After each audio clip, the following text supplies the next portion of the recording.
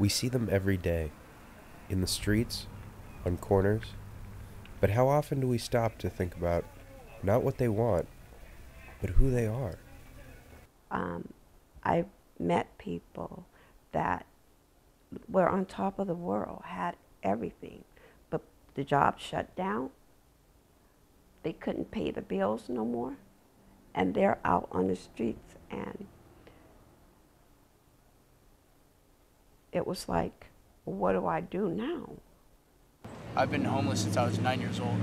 My parents were tweakers, so I decided to take off and find myself somehow.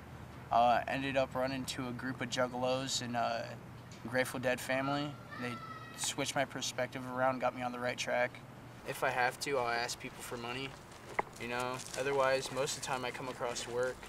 I served off the coast on a ship on an aircraft carrier. I served in the States, but I also served, we were activated to go to North Korea. After I got out, I just enjoyed my life on the planet in America and began to deal with the guilt and the horror of what I experienced and what was really going on, and being betrayal was the thing that really tore at me the most, and still I had to learn to live with it.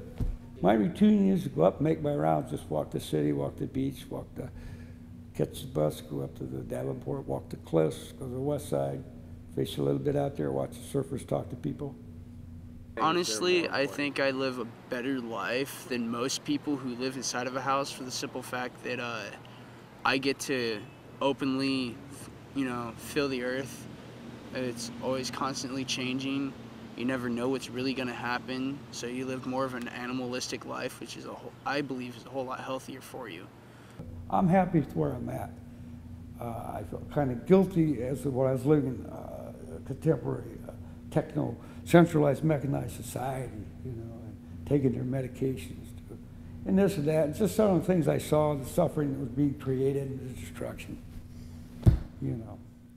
Despite the fact that much of the homeless community has adjusted well to living on the street, many are still forced to live under the radar. But I have had officers approach me saying, well, I got a complaint from so-and-so, said that you were doing this and that, and when so-and-so wasn't there, I said, well, bring so-and-so over here. I want to see him, because that didn't really happen. That wasn't me. I wasn't even there. And then well, there's 7. I said, well, bring him. I said, either that or we'll see him in court writing me a ticket. Now, you better hang up your badge, son. You just walked all over my constitutional rights, and there's witnesses here. However, in Santa Cruz County, staying under the radar can be very difficult when you don't have a home. Basically what happens is that there are several ordinances in the city of Santa Cruz that relate almost directly to homeless people, and they're the camping bans. One of them says that you cannot sleep outside between 11 and 8:30 in the morning. Another one says that you can't set up any type of camp, which is broadly interpreted to even mean blankets and even a coat, if your intention is to stay overnight. But of course, it's hard to establish that your intention is to not stay overnight, even if it's during the day.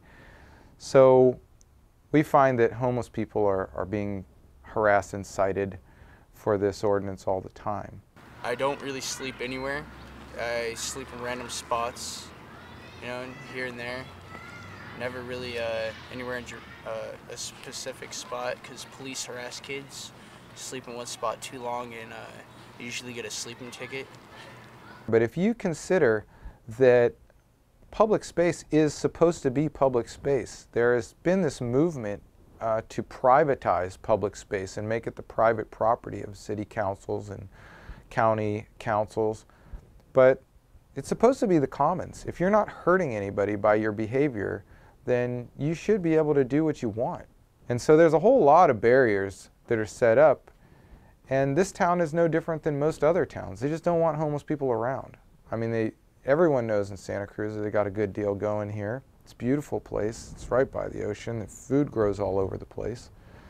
And if they're going to be homeless people, then we want them in orderly, neatly rows. We don't want them causing problems. We don't want them sleeping on monuments or sleeping at the clock tower or openly visible.